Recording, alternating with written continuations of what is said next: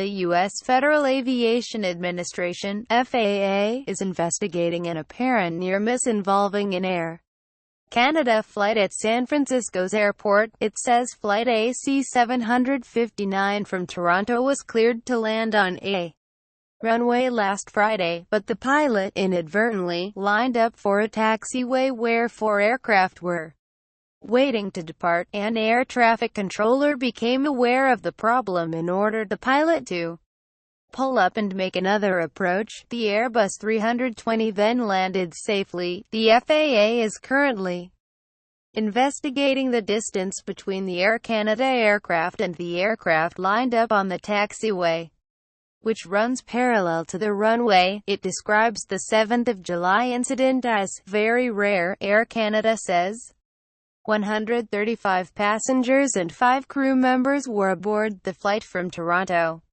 It was not immediately clear how many people were in the 4 planes on the taxiway. Air Canada is also investigating the incident. A spokesman for the company says Air Canada flight AC 759 from Toronto was preparing to land at San Francisco Airport Friday night when the aircraft initiated a go-around. Peter Fitzpatrick is quoted as saying by CBC News, "The aircraft landed normally without incident.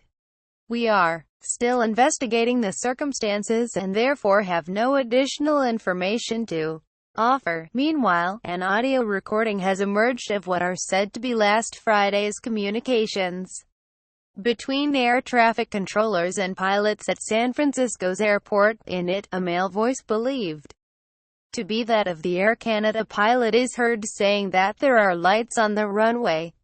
One of the air traffic controllers replies that there are no other planes there. Another, unidentified, voice is then heard saying, "Where's this guy going?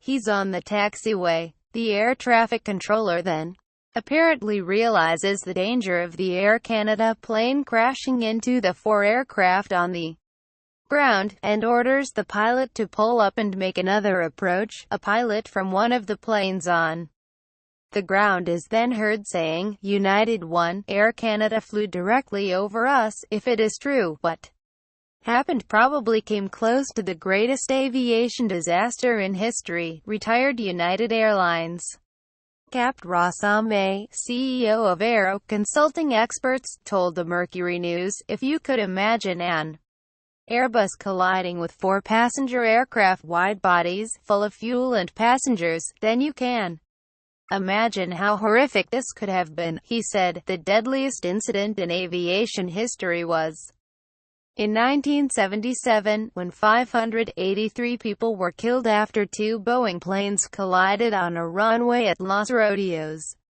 Airport in northern Tenerife, on Spain's Canary Islands.